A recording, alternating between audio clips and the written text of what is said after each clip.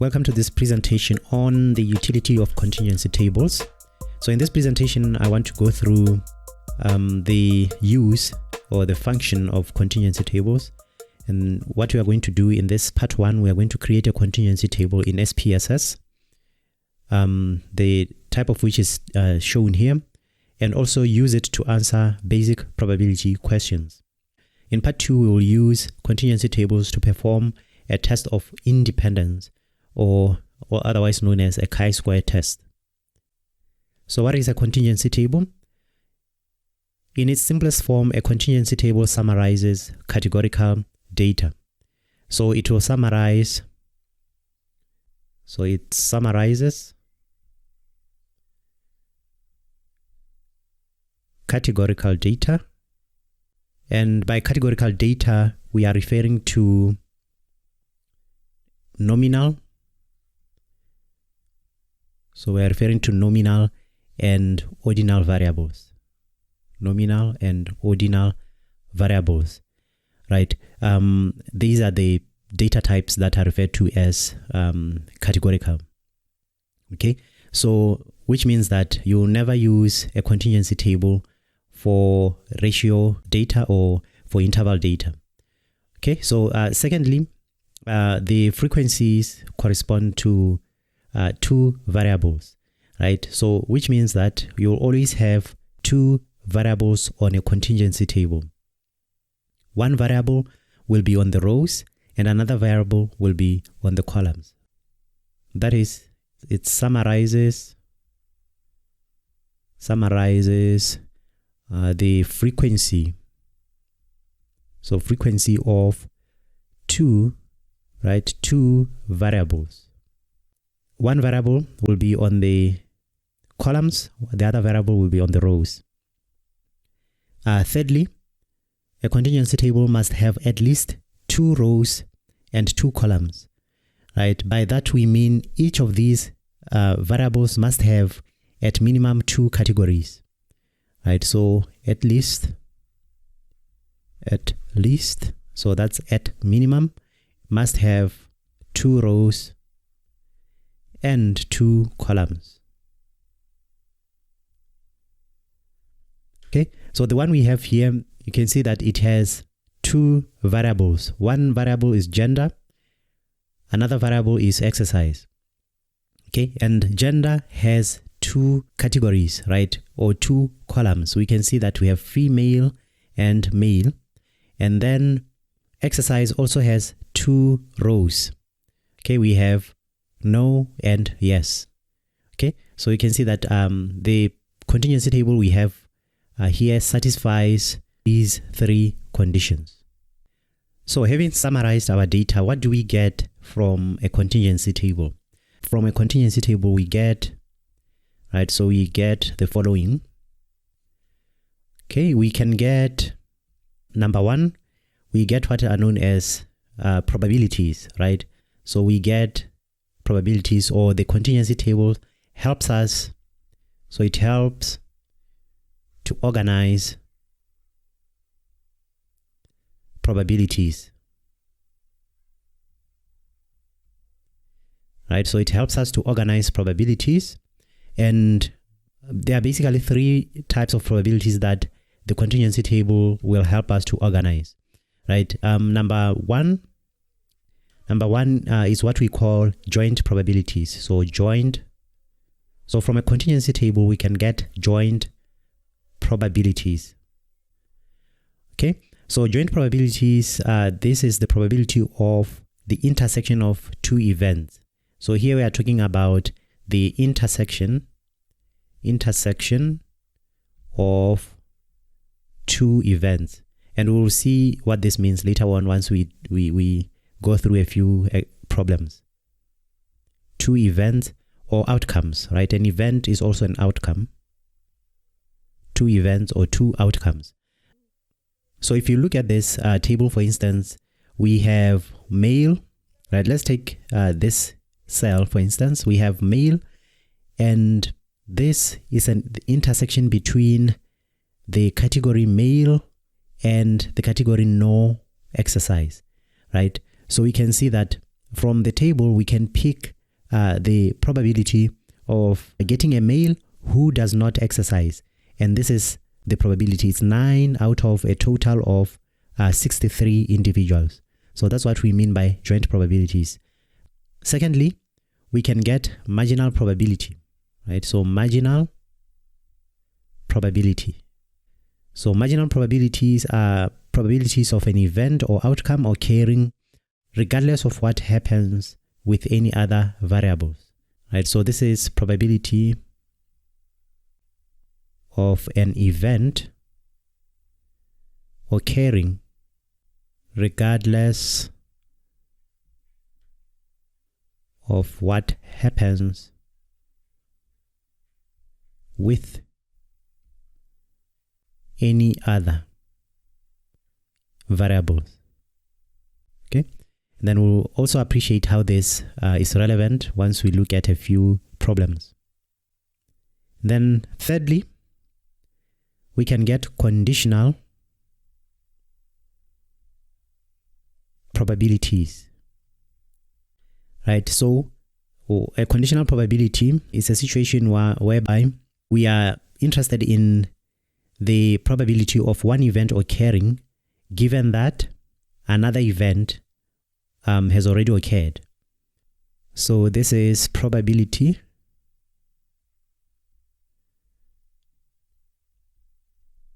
of one event, so an event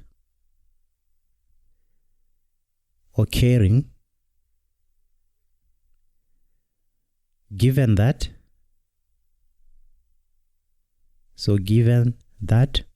the outcome of another event is known or given. Okay, so these are the three important probabilities that we can get from the contingency table, and we'll see how to get these once we look at an example problem later on. Okay, so joint probabilities, marginal, and then conditional. So where would you need to use some of these numbers, some of these probabilities in a real life context, right? Because it's easy to trivialize the utility or the usefulness of these probabilities, right? Until you realize that they have real practical utility, especially when you are trying to measure or to describe association of variables within a real life context. And when you read medical or health research, you'll come across a few of the uses, right, of these probabilities.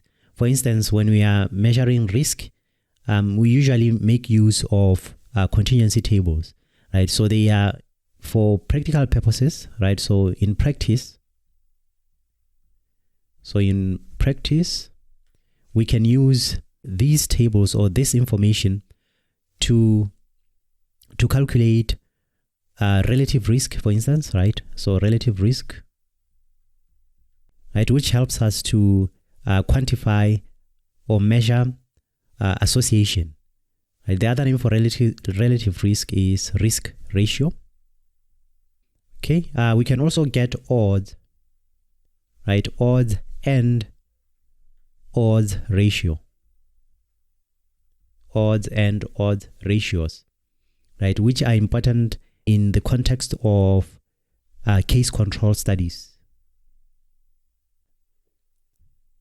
Right. So the applications, however, go beyond this point. For instance, another important use is in the field of epidemiology when we are dealing with screening tests in healthcare, right? So when we are looking at the validity, so the validity of screening tests, we use contingency tables. Right? By validity of screening tests, we'll be looking at sensitivity, specificity,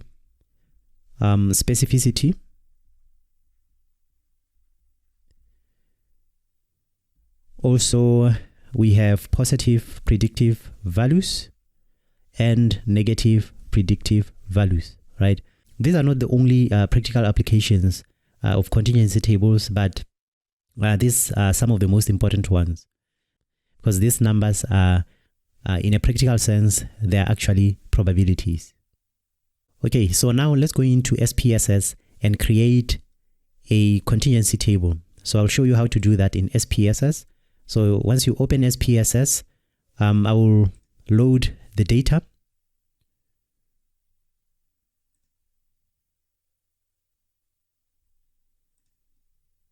Okay, now we have our data set loaded. The data set is called healthstatus.sav. So in order to get a contingency table, we go to Analyze, we go to Descriptive Statistics, we go to Cross Tabs, right? And then we choose our variables. So we have rows and columns, right? And then we know that our variables have to be nominal or ordinal. So here we have gender, which is nominal. We also have physical exercise is beneficial. This is an ordinal scale. And then we also have systolic blood pressure, which is continuous. We have weight, which is also continuous, and height. So the only variables that we can use for this particular cross tabulation are gender, X benefit, and exercise, right? So I'm going to replicate the cross tabulation that you have been looking at throughout this presentation. So to do that, remember that on the columns we have gender, right? So on the columns we'll put gender. So gender goes in the columns, and then on the rows we have exercise, right? We have do you exercise, which is a yes or no, and then okay, right? And then this is the output we get from SPSS. Okay, you can see that we have the output here. We have male, female, male, no, yes, and then a total of 63, right? So that's how we get cross tabulation, or we conduct a cross tabulation in SPSS. Now you have the option to edit this table. You can either copy and paste it into a Word document, or you can edit it here, right? Edit in viewer. This allows you to edit the table right here in the output window. Okay, so next we'll use the contingency table to answer basic probability questions. But before we do that, let's just have a quick review of the probability rules, right? Basic probability rules, right? So we are going to review, number one is the addition rule. So the addition,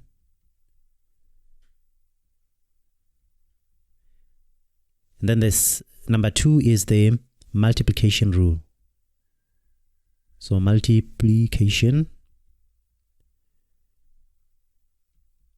right? So these are two fundamental probability rules that you have to be familiar with.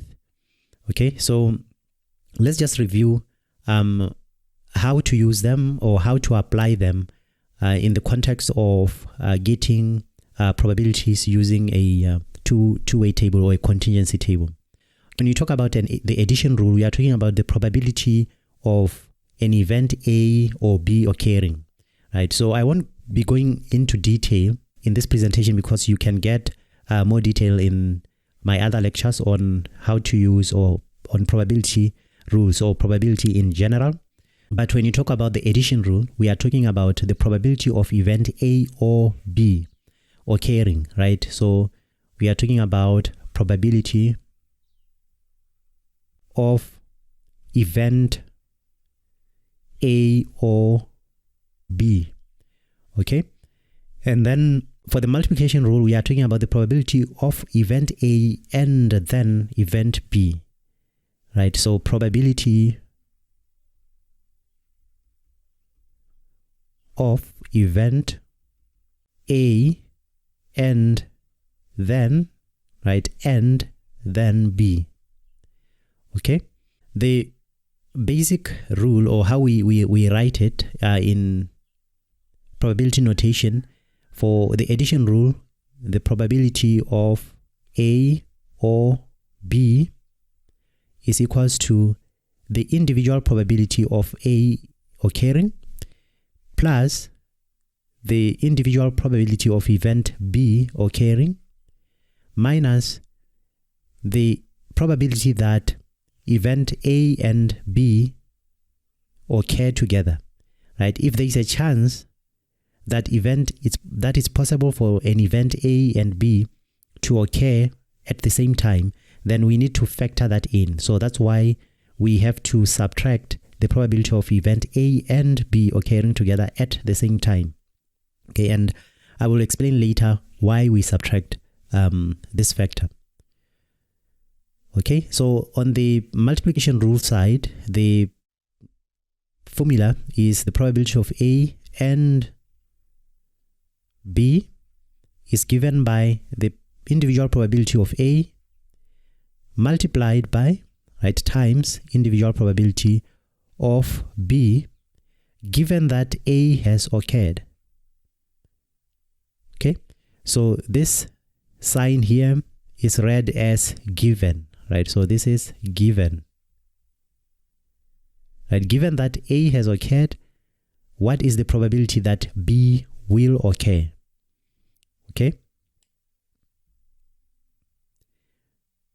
right. So in order to use the addition rule, you have to first of all decide on whether events are mutually exclusive or non-mutually exclusive, right? Again, I'm just running through a summary here, right? So you'll have mutually exclusive, meaning that two events cannot occur together, right? So the occurrence of one event mutually excludes the occurrence of the other event. So it therefore means that if A occurs, B will not occur. If B occurs, A will not occur. The other possibility is non-mutually exclusive events. So events can be non-mutually exclusive, right? Meaning that there is a possibility that these two events, A and B, can occur together at the same time, right? So you therefore have to factor in, whenever you are about to apply or to use the addition rule, you have to factor in the fact that the events may be mutually exclusive or the events may be non-mutually exclusive. Mutually exclusive, they cannot occur together. Mutually exclusive, they can occur together at the same time. So there is that possibility. You have to then realize that the formula will change a bit depending on whether you are dealing with mutually exclusive or non-mutually exclusive. If they are mutually exclusive, right, it therefore follows that the probability of A and B occurring together at the same time is 0, right? Because we are saying the occurrence of one event mutually excludes the other event. Therefore, A and B at the same time, that probability is 0. That cannot occur, right? You can't be male and female at the same time. The occurrence of the event or the outcome that we call male mutually excludes the event that we call female, meaning that you cannot be male and female all at once. So the formula therefore becomes easier, all right? Or we can restate it. This main formula, we can restate it as the probability of A or B for mutually exclusive events. That probability is given by probability of A plus probability of B. And we stop there because the probability of A and B is 0. So we don't have to write that out here. However, for non-mutually exclusive events, the probability of A and B is not 0, right? So, or it's greater than 0, meaning that it's possible for these two events to occur together at the same time, like I mentioned. So in that case, the formula remains as it is here, right? We just state it as it is, as the probability of A or B is equals to the probability of A plus the probability of B minus the probability of A and B. Okay, So that's that for the addition rule. Now for the multiplication rule, so let's take it from the main formula. For the multiplication rule, you have to consider whether two events are dependent or independent, right? So dependent or independent. Okay, two events A and B are dependent if the occurrence of one event affects the probability of the occurrence of a subsequent event, right? So, which means that if A occurs, then it conditions B. It conditions the probability of B. And then for independent, the occurrence of event A does not affect the occurrence of event B, right? Meaning that the probability of B is not dependent, right, on whether A has occurred or not.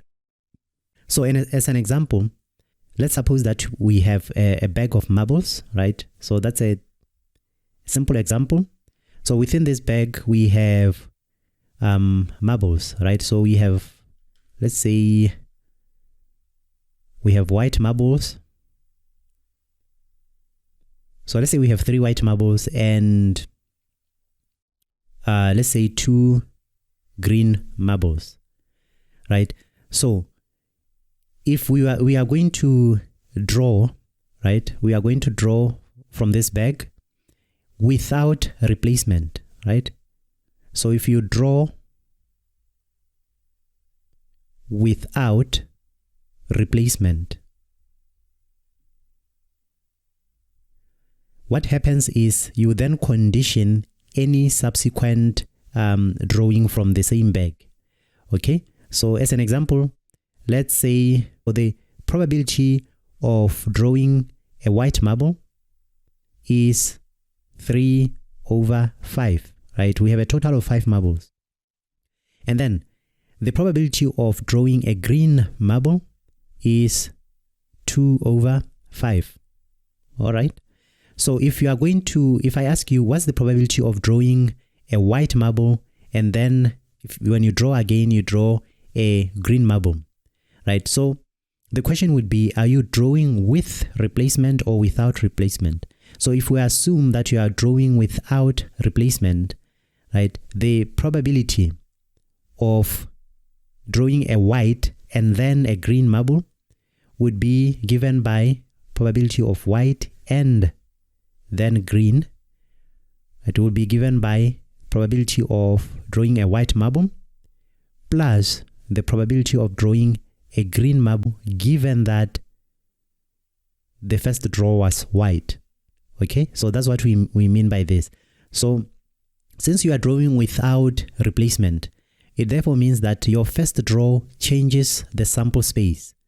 Okay, once you have drawn the white, then you have 4 marbles left. Okay, so the probability of drawing the white marble in the first draw is 3/5. Okay, so that probability is 3/5. So 3/5. Excuse me, this is times, right? So it's 3/5. And then the probability now of drawing the green marble is 2, since we have 2 green marbles, but it's 2/4, right? You can see that instead of it being 2/5, the first draw has conditioned the probability of the second draw, right? Instead of it being 2/5, it's 2/4. So we call these dependent events. Event A conditions event B, or another way to say it is that event B is dependent on event A. So we call those dependent events. So the formula for dependent event will be stated as it appears here, right? So we'll just state it as the probability of A and B is equals to the probability of A times the probability of B, given that A has occurred. if you are dealing with now independent events, okay, independent events, meaning that the probability of event A does not affect the probability of event B, then it therefore means the probability of event B occurring, given that A has occurred, that probability is equals to just the probability of B, because B's probability does not depend on whether A has occurred or not. Okay, so in that sense, we would just state the formula as probability of A and B is equals to the probability of A times the probability of B, right? So we can just simplify this factor, this B given A, and just state it as probability of B, right? Because it doesn't matter what happened in the first draw, the probability of B will remain the same. Okay, so this situation happens when you, for instance, if we draw from this bag with replacement, right, the probability of the second row remains the same, right? So let's do that. So the probability of drawing white and then drawing green is equals to the probability of white, right, which is, right, let's just write the probability of drawing a white marble, we said is 3/5, times the probability of drawing a green marble, right? So you draw and then you replace, so it's 2/5, okay? And then we get 6/25, right? Remember that in the first one, in the dependent scenario, we had 3/5 times 2/4, and that probability was 6/20. You can see that it's different from 6/25. Okay, in this situation we had a dependent, two dependent events. Here we have two independent events. So the third thing to realize, or the third factor that is important when you are dealing with probability as far as contingency tables are concerned, is something called conditional probability. Remember, we said from the contingency table we also get conditional probability. And if you look at this formula for the addition rule, right, this P, or probability of B given A, so we call this a conditional probability, right? So this factor, probability of B given A, so this is called a conditional probability because A conditions B, right? Given that A has occurred, what's the probability that B will occur, right? Or the probability of B given that A has occurred, right? And then the way we write that, we can expand that and write it as the probability of B given A is equals to the probability of B and A, right, occurring together, divided by the probability of A. Okay, and we call this conditional probability. So that's another formula that you have to be familiar with, that you may need going forward, right? So the addition rule, the multiplication rule, and now the conditional probability formula. Okay, the other thing to note, just as a side note, is that the probability of B given A is not equal to the probability of A given B, right? So again, it's important to note this distinction, that the two are different. So now let us apply those ideas we learned on the addition rule, multiplication rule, and conditional probability to answering a few probability questions. So the question is, in a survey of health status, students were asked if they engage in regular physical exercise or not. The table above shows the responses. So the first question is fairly easy. It says how many people were surveyed, right? So how many people were surveyed in this study or in this survey? you can see that we have a total of 63. So our sample size N is 63. So we have 63 students. And looking at the table, we can see that 29 are female, 34 are male, and those who said no to exercise are 24. Those who said yes are 39. Right, so that's a total of 63. Next question is, what is the probability of selecting one student and getting a male who exercises? Right, so we are looking at, so this is joint probability. So this is joint probability, like we discussed earlier. So joint probability. So we are looking at the intersection of getting, or the intersection of male and exercise, right? So that's the number that we are interested in, and that will form our numerator, right? So the probability of a male who exercises is equals to, right? So male who exercises, right? So this is the intersection 25, and that's 25 over the entire sample space, which is 63, and this gives us, in decimal notation, this becomes 0.397. So that's to 3 decimal places.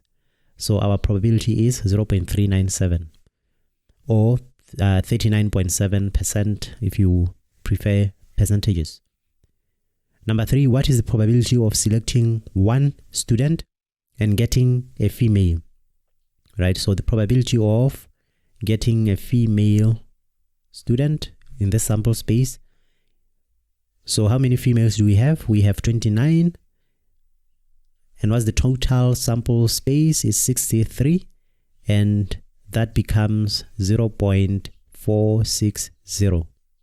So that's 46% probability. Okay, number 4. What is the probability of selecting one student and getting a male or someone who does not exercise? Right, again here it's important to note that we are dealing with the addition rule. So we are asking of the probability of male or someone who does not exercise. Right, it means that there are two ways to satisfy this probability or this condition. Is if we select at random, we get a male, that will satisfy the condition, or we draw at random and select someone who does not exercise. That will also satisfy our condition. But it's important again to note that, let's suppose that, okay, we draw and then we pick someone who does not exercise. It means that we'll be dealing with this 24, right? These 24 individuals. And among these 24, we have 9 males, right? We have 9 males among these 24 who do not exercise. And then again, if we draw and get a male, that's the other event that would satisfy the condition. If we get a male, then you have to realize also that among these 34 males, we have 9 who do not exercise. So it's important to note that what happens is we count these 9 twice, because these 9 males satisfy 2 conditions. They satisfy do not exercise, and they also satisfy the fact that they are males. Okay, so we have counted them twice. Hence, we would then subtract 9 in our formula, and I'll show you how this works. In a nutshell, what this means is the 2 events, male and do not exercise, these 2 events are non-mutually exclusive, right? So these are non-mutually exclusive events.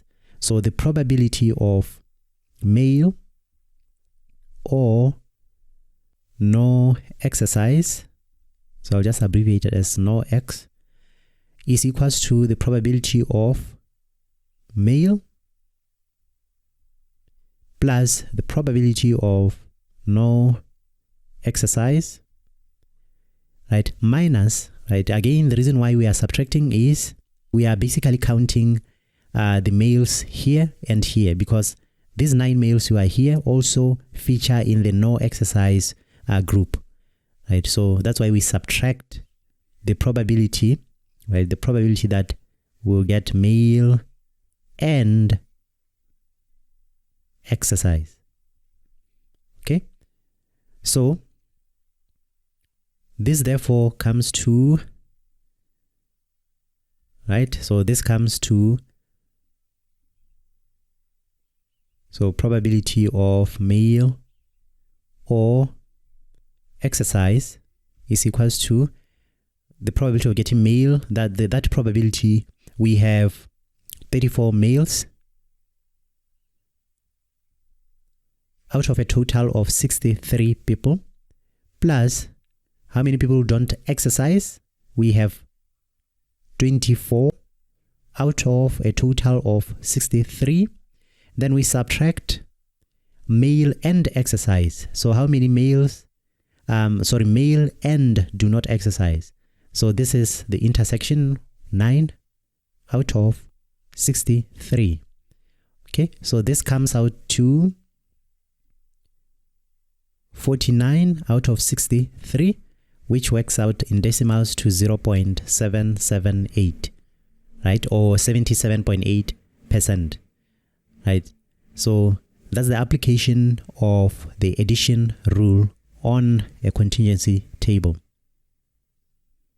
Right, let's move to question 6, which is saying what is the probability of selecting one student and getting a male or female? Again, you can see we are dealing with the addition rule. We have or there, so probability of getting male or female,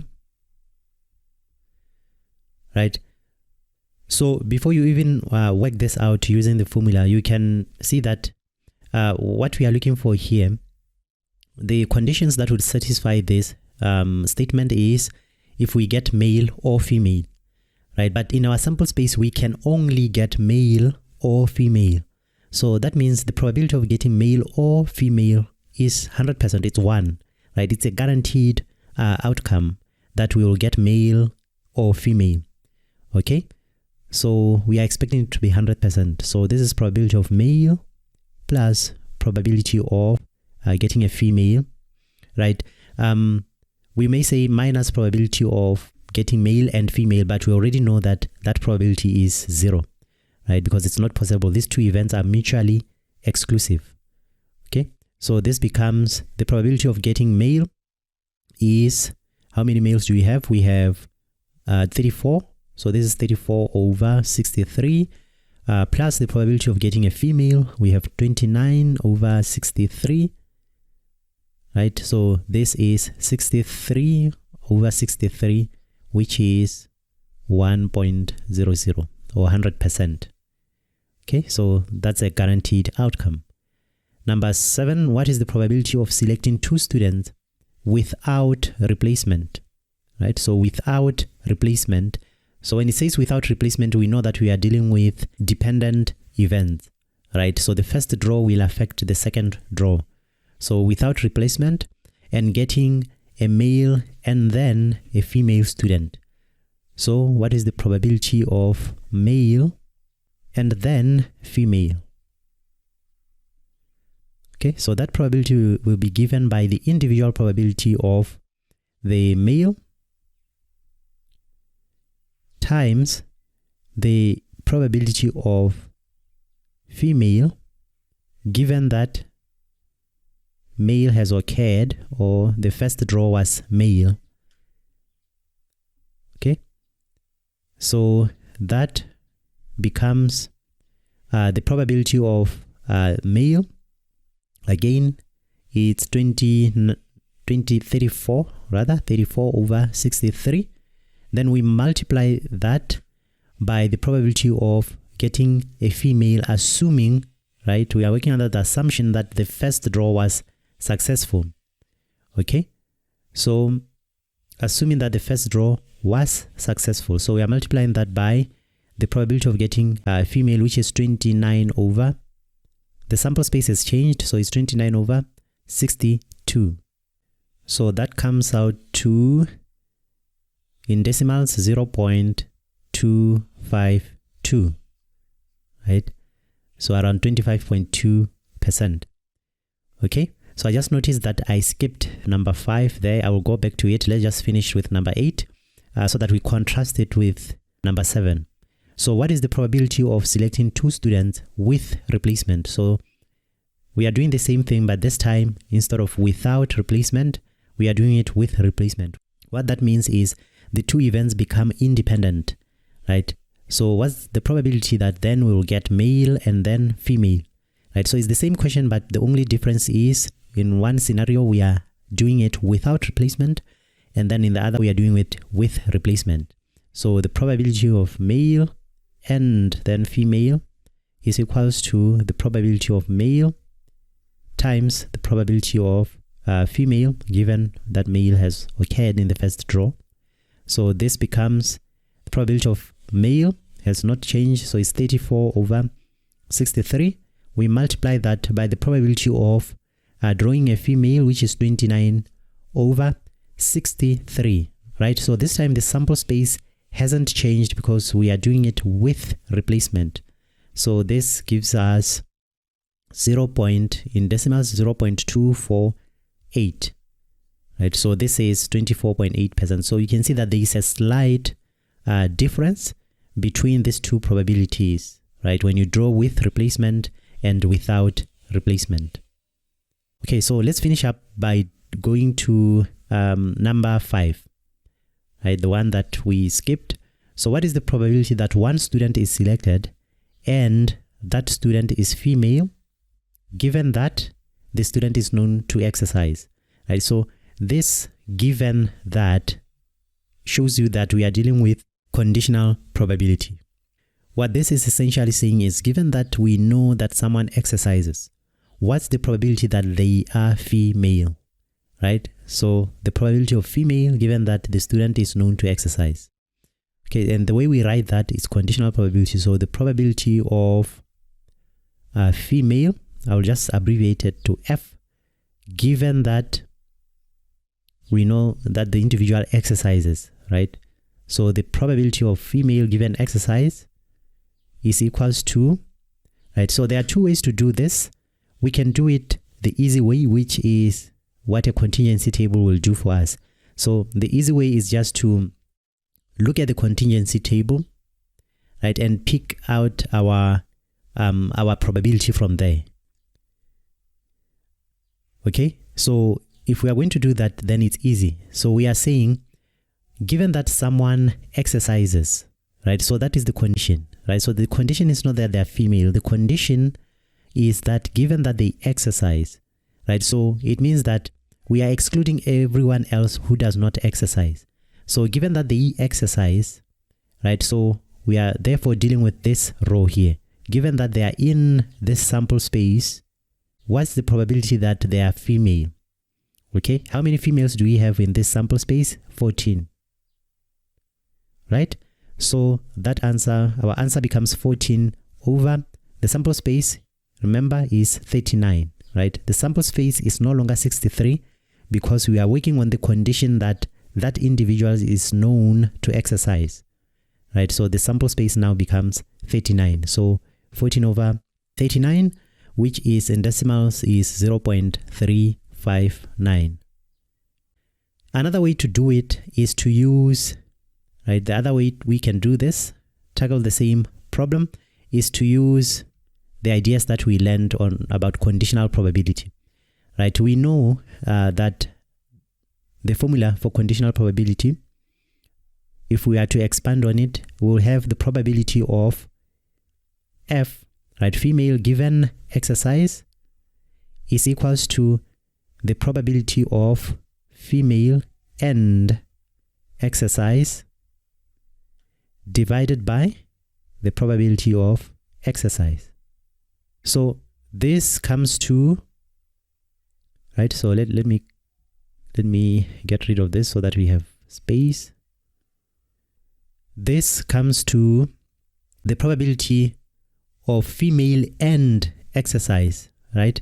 So female and exercise this is 14, right? The intersection of female and exercise is 14. So this becomes 14 over 63, right? That's the entire sample space. Okay, and then we divide that by the probability that someone exercises, right? So that's the individual probability that someone exercises. So I will use the division sign instead of the fraction notation there. So we are dividing this by the probability that they exercise, right? The probability that anyone at all exercises.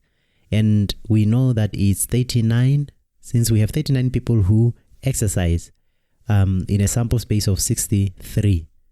Okay, so 14 over 63 divided by 39 over 63. Okay, so a little arithmetic. So this is 14 over 63 times, right? We can do that and then invert the divisor, right? So we invert 39 over 63 becomes 63 over 39, right? So these two cancel out and we are left with 14 over 39. That's our answer, just like we got by just looking directly at the contingency table and getting the same probability. Right, so that's all from me. I hope this was useful, and if you found it useful, please subscribe to the channel, like and share the video, leave a comment below, and if you have any questions regarding contingency tables, also post them below.